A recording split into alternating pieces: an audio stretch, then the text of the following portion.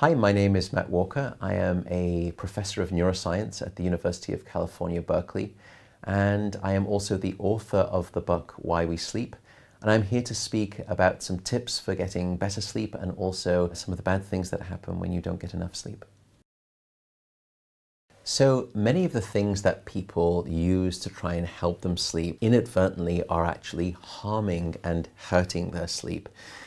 Two good examples are probably alcohol and marijuana. Many people will have a little nightcap in the evening and they think that having a drink in the evening helps them fall asleep. It's actually not true. Alcohol is a class of drugs that we call the sedatives, and sedation is not sleep.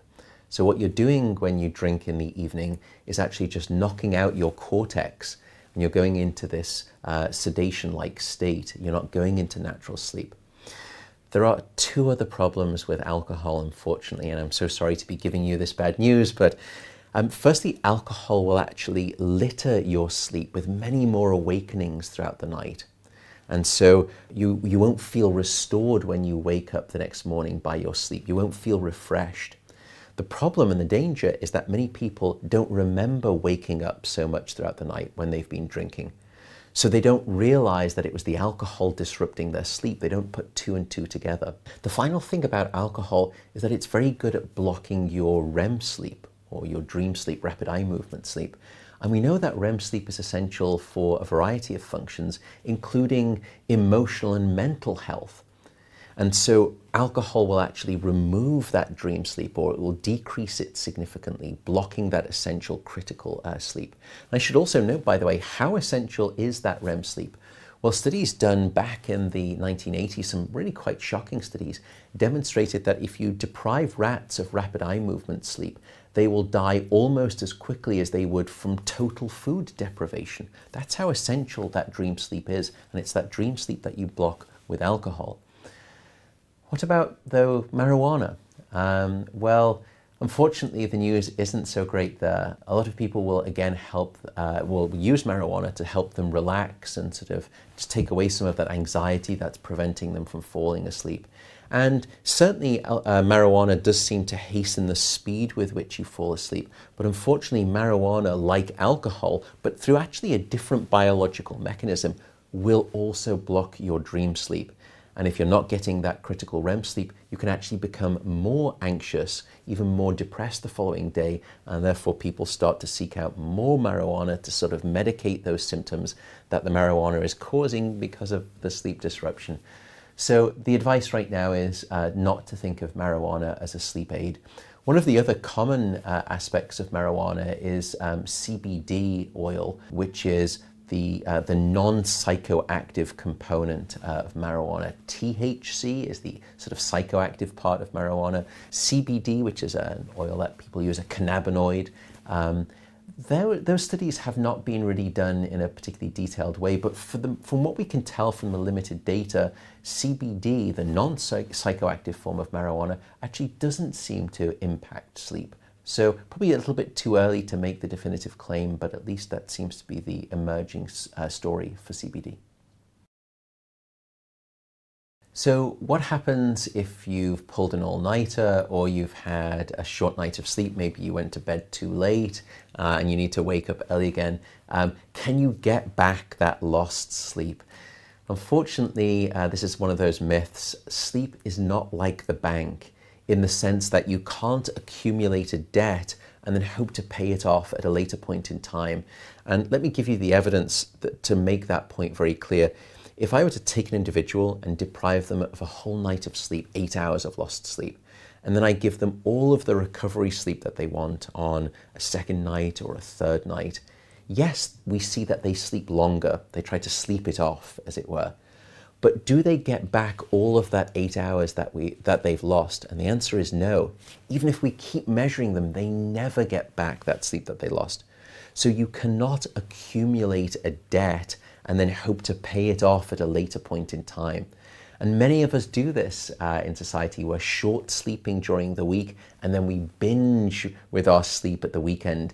It's what we call social jet lag, or what I sometimes describe as sleep bulimia. It's this binge purge sort of profile. Now, there was a recent study, a very interesting study, where they looked at the mortality risk of short sleep. And firstly, what they found is a quite shocking result. Those people who are sleeping 5 hours a night have a 65% higher likelihood of dying at any time. Increase of 65% in terms of mortality risk. However, if you get another group of people who are short sleeping, maybe just 5 or 6 hours a night during the week, but then sleep a little longer at the weekend, you can actually reduce some of that mortality risk.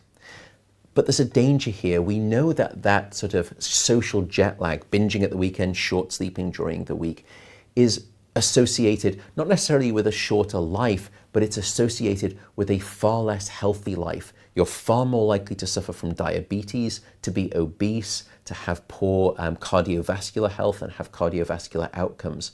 And if you look at that study, even though some people were trying to sleep back at the weekend some of that which they'd lost during the week, they were almost twice as likely to report being in very poor health relative to people who do what we generally recommend, which is consistently get good 7 to 9 hours of sleep every day, both during the week and the weekend. So the recommendation right now is to get consistent sleep, whether it's the weekend or the weekday. Keep doing that consistently. Unfortunately, sleep is not like a credit system, not that you would wish for, unfortunately. Should you use a snooze button? Well, certainly what I've said before is that regularity is critical, going to bed at the same time and waking up at the same time.